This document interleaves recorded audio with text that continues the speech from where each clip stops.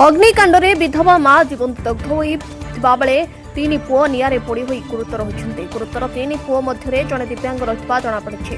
अग्निकांड समय घरे विधवा मां सह चारि पुओ रहिथिले। चारि पुओंक मध्यरु दुई जण दृष्टिहीन पुओ रहितबा सूचना मिलिछि। तेबे अग्निकांडरु दिव्यांग बड़ पुओ अल्पके मृत्युमुखर बर्ती जाइतबा बेले तीन भाई गुरुतर होइतबा बेले ओ विधवा मां निआरे संपूर्ण भावे पोड़ी जाई घटनास्थल मृत्युवरण गरिछन्ते। बालेगुड़ा थाना सोड्रा बाजार साहिरे एपरि अघटन घटी जाइछि। मृत विधवा महिला हेले सोड्रा ग्रामर नार्सु साहू। तेबे नार्सु चारि पुओ सह घरे थिबा बेले सकाळ 6टा पाखापाखि गैस सिलिंडर फाटी घरे निआ बैठिला। तेबे गुरुतर तीन पुओंको उद्धार करा जाई फुलबाणी जिला मुख्य चिकित्सालय को स्थानांतर करा जाइछि। अग्निशम बाहिनी पहुंची निआ को आयत्त करिछि। बालेगुड़ा पुलिस घटनास्थल रे पहुंची तदंत आरंभ करिछि।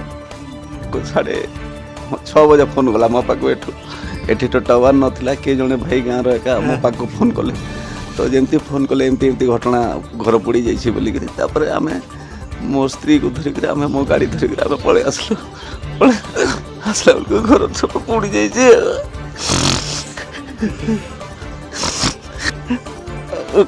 भाई से दुईटा सोला पड़ी जाइए अधा अधा पड़ी जाइए शाशु पूरा पड़ी कर मरी जाइए पूरा डेथ हो।